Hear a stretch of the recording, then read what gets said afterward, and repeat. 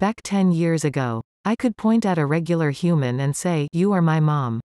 You are my dad," however. I can't do that anymore. Nobody knows me. I am invisible, yet visible to the human eye. I have no connection with them. All I have is my pack, and my mate. He glances at me, smiling weakly. I already have no connections to reality. I stare at the floor, facing the undeniable truth. I am dead to many already. Maybe I should have died along with my parents so I wouldn't have to be so alone. We reach the mansion, and the car stops. Slowly, the car door opens, and a strong, masculine hand grabs my own. He whirls me into a soothing embrace. "You won't be alone anymore," he whispers into my hair. "We will be together." We stay like this, suspended in time, each feeling comfort in the other's presence. All the while, my heart is about to burst out of my chest, escalating in speed as the seconds go by. A blush blossoms upon my cheeks as I realize he can probably feel my heart as it beats all for him. Embarrassed, I back away, looking anywhere but at him. When I finally glance at his green eyes, I can see the glint of a smile in them. He knows and he is laughing at me. I punch him in the arm, unable to control my mortification. He laughs and grabs my hand, holding it in a deathly grip from which I cannot escape. I can feel myself turning into a tomato. "To answer your other question," Xavier says softly, "we don't know for sure if we are immortal. In fact, we know we will perish someday, due to the prophecy. However, many of us are over 1,000 years old, so that sort of makes it confusing. What should we call ourselves if not immortal?" I am not even listening, absorbed completely in the heat of the moment. My heart of ice is melting because of his burning touch, sparking fire beneath my skin. "Xavier," he calls, suddenly appearing in the doorway. "Come quick." His handsome eyes are wide, and the door is wide open for us both. Xavier's eyes grow wide also, and he lets go of me as if I was nothing. "Give me a second," he apologizes. "I'll be right back." He disappears in the house, leaving only us outside. I walk in after him. Yi shooting me a smile. "Sorry that I interrupted your private time," he smirks as I pass him into the house. I turn and shoot the worst scowl I can conjure at him. Yi can be so annoying. The huge door comes to a stop as I start walking through the hallways, following their smell to where they are located. "Mona, stop," Yi calls after me. "Stay here with me. You aren't supposed to." I abruptly stop listening to him, getting closer and closer to whatever the werewolves are trying to hide. As I approach Ray's room, I begin to hear more voices. "I guess we knew it would come sooner or later," Jake says. "What are we going to do?" Wes asks, adopting a frightened tone that is much unlike him. "We will probably have to evacuate," Xavier says firmly. "We need to protect her." "Aren't you surprised that they finally figured out how to email?" Ray laughs. "Up until last year they always sent letters." I creep in through the open doorway, seeing immediately that they all are crowded around a computer. As quiet as a cat. I slip right behind them, peering on the screen. Internet Explorer is on, and the site is Google's Gmail. A certain email is displayed, and they are all scanning it vigorously. "What is this?" I ask calmly, causing almost all of them to jump. It reads, "Dear Pack Number 101. It has come to our attention that you have converted a human to a werewolf without our approval. This is the third offense within Pack Number 101 in 50 years, and although the last two have been pardoned, this last offense is simply inexcusable. You are called to a hearing on Wednesday of this week at headquarters to determine the Pack's fate. The new convert will be promptly exterminated. Have a good day. Sincerely, the Council." All of them turn to look at me, a sad expression on their faces. Except for Xavier, of course, instead with eyes of fury. "This cannot be good. Come and catch me. If you can." I look at them all, wondering what is going on. "You guys converted someone," peering over their shoulders. I squint at the words. Maybe I missed something. But instead it just clarifies the obvious. Nothing." Wes quickly moves to block the screen. "They are talking about another pack." I'm not stupid, I glare at him, pushing him aside. I glance at the screen intently, looking at the words on the screen. Understanding dawns upon me, enlightening my thoughts, my questions. Then why is it emailed to rayasbeast4ever@gmail.com? They all look sheepishly at the floor. "Xavier," I put my hands on my hips. Tell me now. He looks up at me with his spectacular green eyes. Not even the hint of a grin at the corner of his mouth. It seems as if the council has tracked you as a recent convert, when you are actually not fully converted. He says quietly, leading me to the worst possible conclusion. So, I look at the screen again and again. They want to kill me. That can't be true. I never hurt anybody. I didn't even want to be a werewolf. And now this. You'll be okay. Xavier wraps an arm around my shoulder. We won't let them do anything to you. I promise. I try to drown in his comforting presence, but this time, it does no good. It only makes the pain worse. My heart pounds, thumping furiously in my chest. You shouldn't have told her, Ray says loudly. He narrows his eyes at Xavier. Would rather have her know the truth, Xavier hisses at his identical counterpart. And there is no helping it now. We can't just wipe her memories. Silence erupts in the room as I quickly walk away, hoping that I will reach my room before a single tear falls. Well, Xavier, that doesn't exactly give you any brownie points, I hear as my footsteps reach the hallway. Who cares about brownie points at a time like this? I start to run, my feet flying, even blurring as I pound to my bed. Once I am there, I bury myself below the covers, trying to quell the thumping of my heart. Before, I never would have cared about dying, but now I don't want it. It used to be so close that I could kiss its dry, crackled lips, but now I fear it. The werewolves have frozen time for me. They have thrown away my old body. They have filled me with promises that I would live forever. And now they want to kill me. Something about that doesn't seem quite right. A presence enters the room, a beautiful, glossy-haired man that always takes my breath away. He comes to sit by my side, staring into my eyes. You don't believe me when I say that I'll protect you, his thick, velvety voice murmurs, a graceful hand stroking my hair. I just don't know. Xavier, I whisper, shutting my eyes tightly.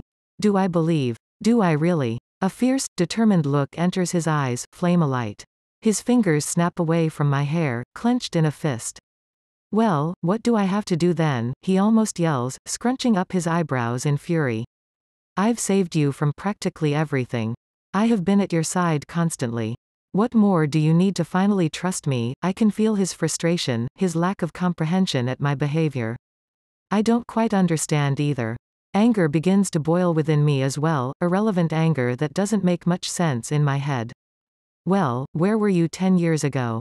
When my parents were murdered, I say softly, menacingly. Each word is meant to be a sharp stab, a burning pain within him. He just stares at me, a wondering look on his face. Then he gets up, his elegant form brushing against the stool he was leaning against, and nearly stumbles out of the door. Tears brim at the corners of my eyes, and I let them fall down my face in rivers. I remember when I was younger, when life made sense. When I had 2 parents, a house, and a pet. At times like these, Scotty would scramble into my arms, barking crazily until he was safely perched in my embrace. Then I would hug him, and his warm fur would absorb my sadness until it was sucked away. Why did I say those things to Xavier? He couldn't have known about my parents' death, let alone save all 3 of us. I am being so unreasonable, so stubborn and like a spoiled brat. I am a spoiled brat. Not thankful for what I have.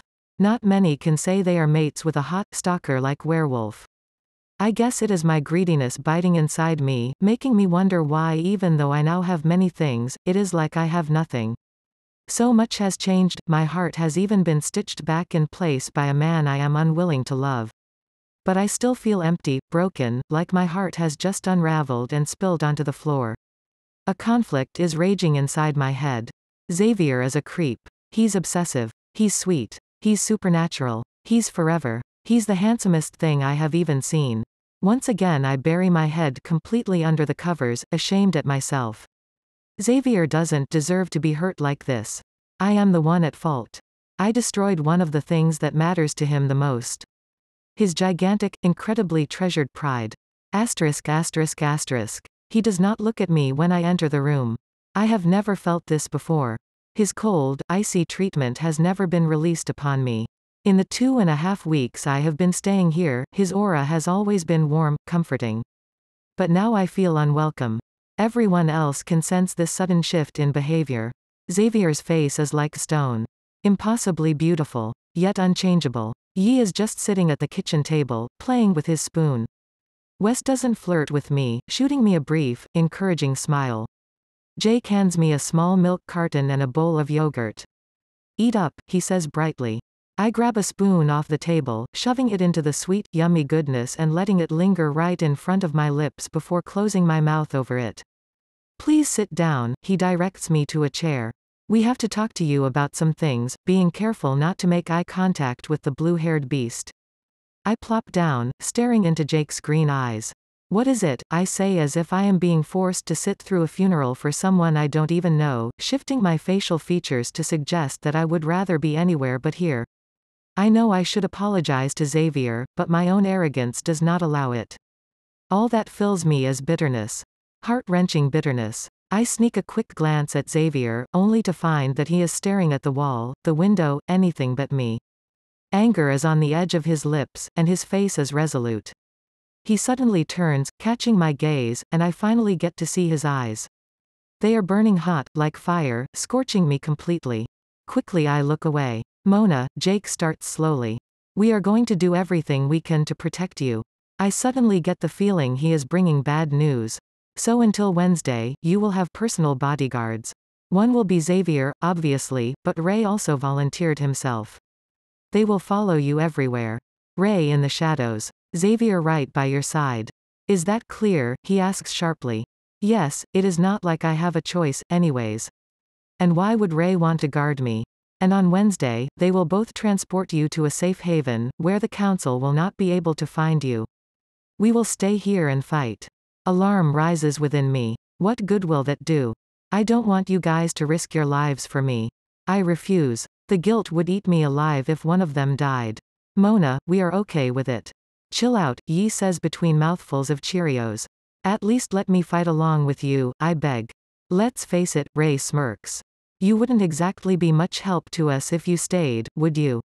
You can't even conjure a spirit spear, and although you are stronger than the average human, you are also the weakest out of the werewolf population. Plus, you can get rather clouded judgment, and that doesn't exactly help you when fighting. This is when Xavier would usually punch him in the face, but this time, he doesn't budge. Ray got a point there. Yi swallows the rest of his milk, smiling with a white mustache. I narrow my eyes at him, almost snarling. However, I feel almost helpless under their light attack, suddenly realizing how much I have grown to depend on Xavier over the last 2.5 weeks. Just 3 days, I say softly, closing my eyes. Trying to imagine the probable scenario. Ray stalking me. Xavier walking by my side like a robot. Fun. Oh, and you will have to miss school, Jake adds, almost like an afterthought. My eyes grow as wide as saucers. What? I roar, almost causing the table to shake. I knew she wouldn't take it well, Ray muttered to an immobile Xavier, nearly causing my rage to explode. The council might be tracking you through the school, Jake tries to explain. And then it will be easy for them to ambush you on the way home or something. When they realize we aren't traveling to headquarters on Wednesday, they will immediately send their spies after you. Fine, I throw my hands in the air, leaving my half-eaten yogurt on the table.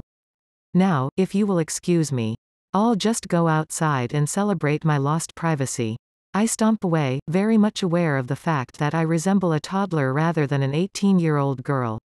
I've pretty much gotten used to these theatrical entrances and exits.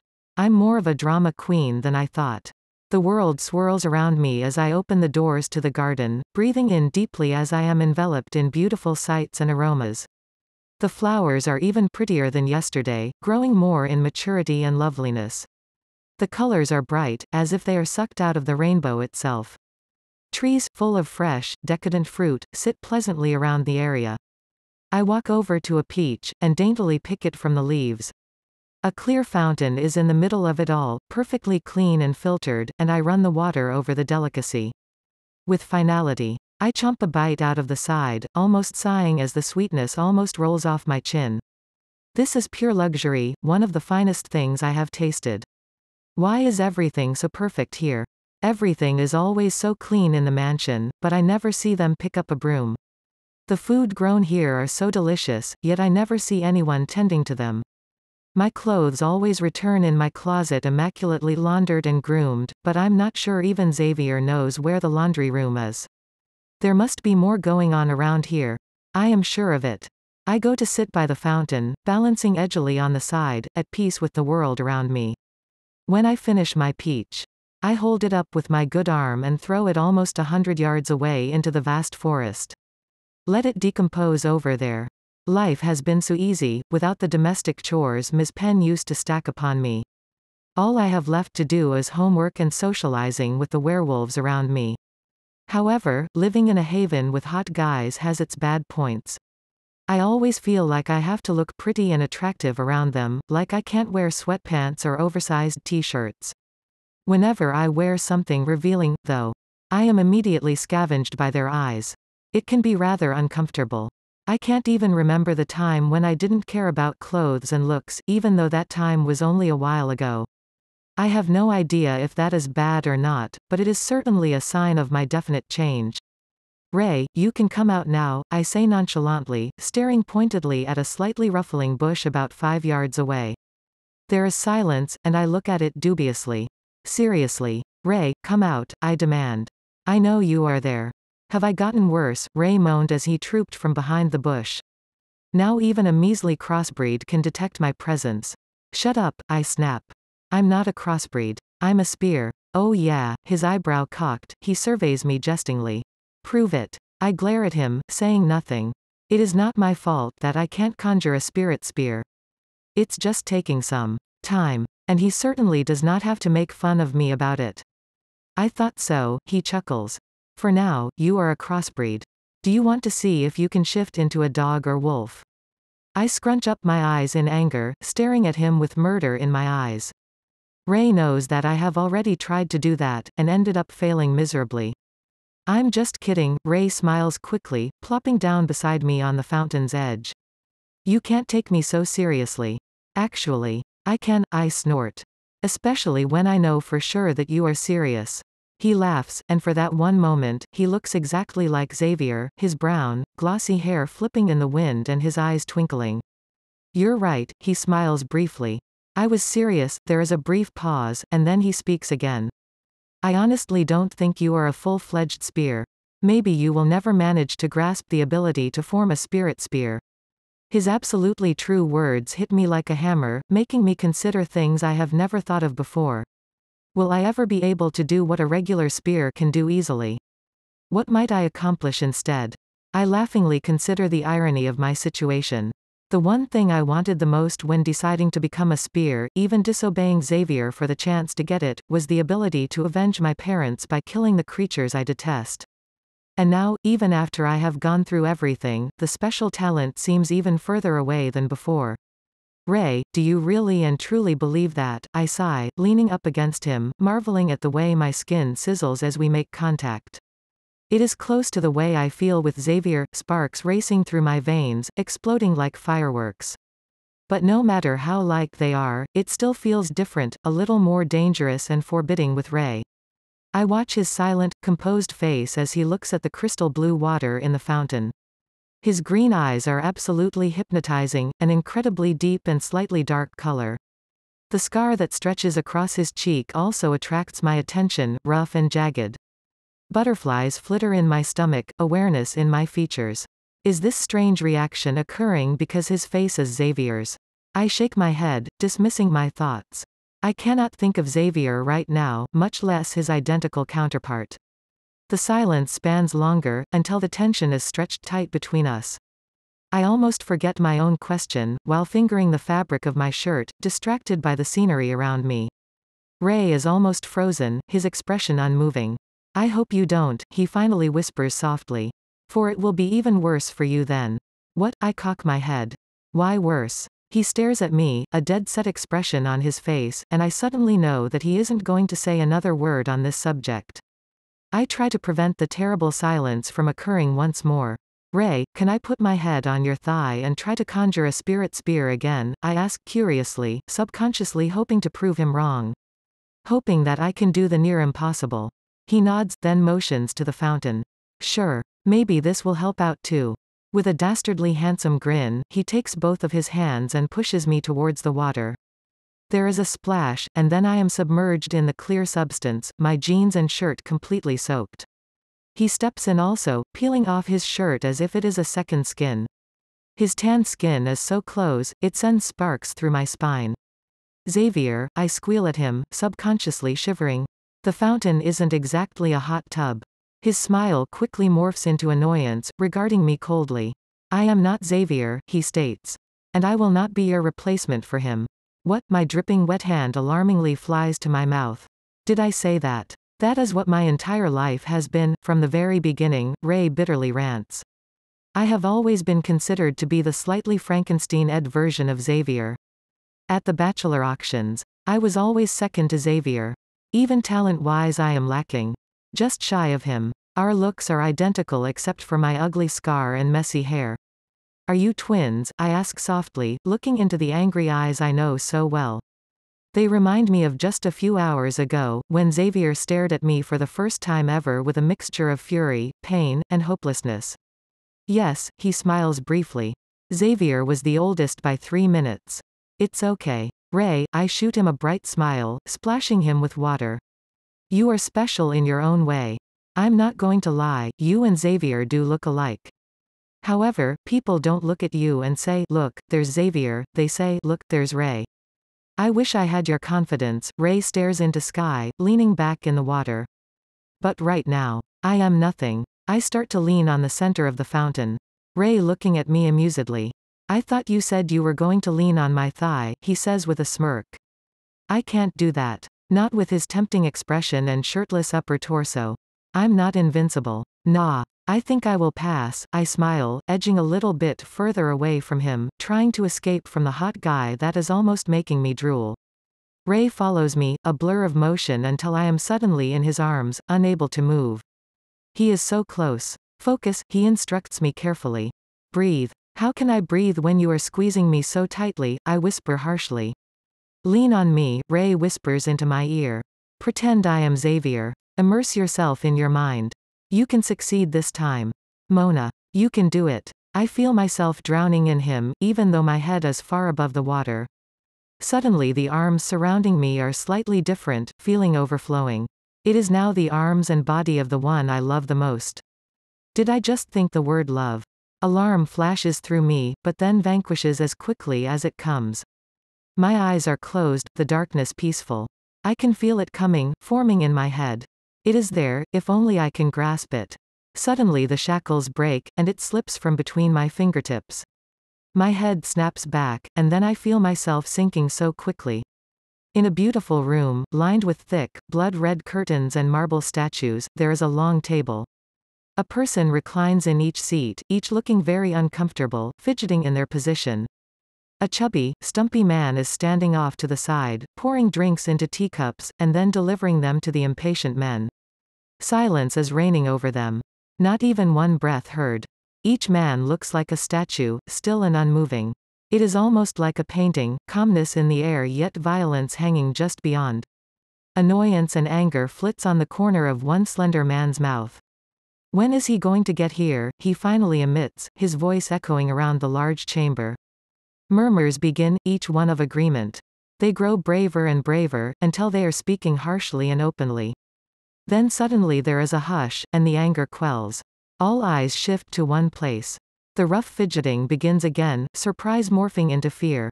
The veiled man casually glides to the head of the table, a smile brimming on the edge of his lips. He does not sit, towering over the other men. Would you like some? The chubby man waddles over to him, holding out a cup. The veiled man takes it from his grasp, nodding slightly. This emergency meeting is in session, he says, his words as smooth as syrup. It seems to relax the group, each one hanging on his words. Anyone want to state their concern? Why are you doing almost nothing to capture or kill it? The slender man says, glaring at the veiled man. It should be dead by now. The veiled man slowly walks over to the other man's side, a smirk still on his lips. With great satisfaction, he pours the steaming hot liquid from his cup onto the slender man's head. A yelp escapes him as he urgently presses a napkin to his head. You know nothing. The veiled man continued to smile, but this time it is twisted, fake. How dare you question my efficiency in this task? That is a question I should be asking all of you. Why are all of our subjects running around, causing havoc in our world and the world below? You all should have better control over them. There is a brief pause, and then he quietly speaks. I hope you all had a better reason than this for arranging this meeting. All the other men ashamedly look to the ground. The veiled man surveys them quietly, the smirk finally disappearing from his features. I hate it when idiots waste my time, he hisses, causing many of them to jump. Can you tell us what your plan is? A slightly chubbier man with raven black hair in the corner of the table asks politely. He seems to be the most complacent of them all. Yet has a strange, dark aura. Alas, that is not possible at this time, the veiled man shrugs. I can't tell everyone in here my secrets. My plan is confidential. However, there is one thing I can inform you about. The men all lean in, their ears perked towards the words that are going to come. They all seem to sense that this is something big. We are planning an ambush, he smiles, speaking boldly. They will all be there, with limited protection. If we gather enough of our own, we can take them. Where is there? The black-haired man asks, curiously looking at the veiled man. Gasps reverberate around the room as he releases his answer. Xavier. I never should have blown my top. Her attitude infuriates me, yet interests me. Her every move makes my blood sizzle, yet attracts me as well. Why does she have to keep me guessing at every turn? Why can't she just say I love you too? A guy can only take so much, even if the girl is your mate. I walk down the hallway, guilt nipping at my skin. Mona was in a bad mood when she said that. I know she doesn't mean half of what she says. But it still hurts, even the thought inducing a sharp pain in my chest. She probably really hates me now. I try to please her. My looks are probably the most she could ask for. I have a mansion, and she never has to do any domestic chores. The only thing she seems to be bothered with is the fact that I am different. The fact that my whole world was different from hers. But she seems to grow more and more unsatisfied with each passing day, a frown ever growing on her lips. She spends more and more time with my buddies. Not with me. And even this morning her smile seemed to sparkle at Wes. I should apologize to her, make it better. I want to hold her hand, and talk to her like normal. This separation is almost more than I can bear. I can barely sense her now, our anger ripping us apart. It should not be this way. Yes. This must end. I troop to the door leading to the garden, following her scent. It is so sweet, so rich, like the finest of desserts. I nearly lick my lips as I push the door open, hoping to see her in the grass, playing with a bird, and then smiling at the sight of me. I'm sorry for hurting you, she would say. I really love you. Then I would smile, and everything would be forgiven. But she is nowhere to be found. My eyes search the garden. Puzzlement abounding. I smell her rich fragrance, it being so strong that it nearly knocks me over. She has to be here. Where is she hiding? Mona, I ask loudly, only to notice a sudden shift in movement. Ray twists his body in the fountain to look at me. He is shirtless and soaking wet, his brown hair plastered to his forehead. What the crap are you doing? I ask. It is probably around 50 degrees in that fountain. I'm keeping Mona warm, he shrugs. She needs some body heat. He shifts a little more, and then I can see her, suspended in sleep. She is leaning against his bare skin, as wet as he is. What is this? I roar, temper completely lost. How did you guys get in there? She just came up to me and said she needed somebody, he says. My face begins to grow red, fury in my eyes. Ray stands in the water, carrying Mona with him. He steps out of the fountain and lays her in the grass gently. Looks like Mona doesn't need you, he says softly.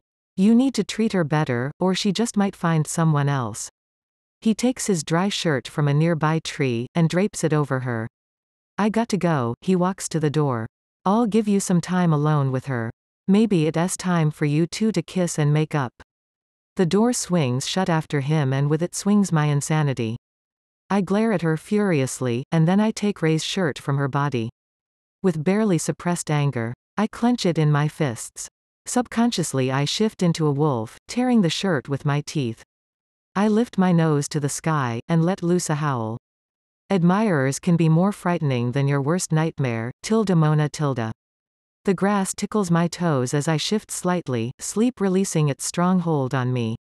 The sun's warm light washes over my bare skin, my hair as it is sprawled over the grass. I stagger to my feet, wondering why I am here in the garden. My gaze shifts towards the fountain, and then everything comes back to me in a flash. I blush as I think of my time with Ray earlier, with the fountain and statue. Ray's hot embrace felt very comforting, for sure, but at the same time, it was terrifying. What if Xavier had seen us? What would he have thought? I hate to admit it, but I miss him. I want him to laugh and joke with me like he used to. He has really grown on me, so much that I am almost longing for a touch, a brush of his fingers. However, he is really impatient. It hasn't even been a month yet, and I have shed my old skin, healed people of their sickness, and had guys actually flirting with me. Even now, my brain is about to go into overload.